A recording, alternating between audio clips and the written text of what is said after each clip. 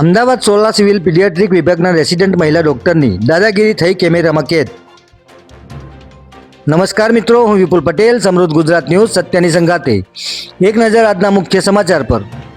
અમદાવાદની સોલા સિવિલ હોસ્પિટલના પીડિયાટ્રિક વિભાગના રેસિડેન્ટ મહિલા ડોક્ટરની દાદાગીરીનો એક વિડીયો સામે આવ્યો છે, જેમાં સારવાર માટે આવેલા એક દર્દીને આ મહિલા ડોક્ટરે સારવાર આપવાની ના પાડી વિડીયો ઉતારતા વ્યક્તિ સાથે હાથ ચાલાકી કરી હતી. પ્રાપ્ત માહિતી અનુસાર અજય ચાવલા નામનો શખ્સ તેની બીમાર ભત્રીજીને સારવાર માટે ગઈકાલે રાત્રે 9 વાગ્યાની આસપાસ સોલા સિવિલ હોસ્પિટલ આવ્યો હતો.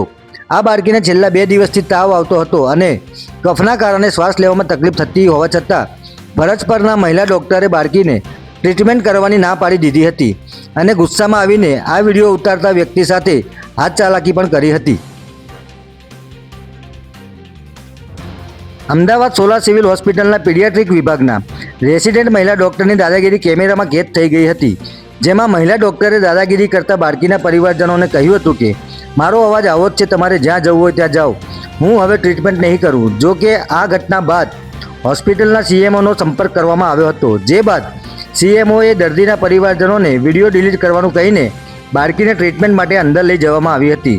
ત્યારે આ ઘટના બનતા સિવિલ હોસ્પિટલમાં ડૉક્ટરોની કામગીરી સામે અનેકો સવાલ ઊભા થઈ રહ્યા છે. જય હિન્દ, જય ભારત.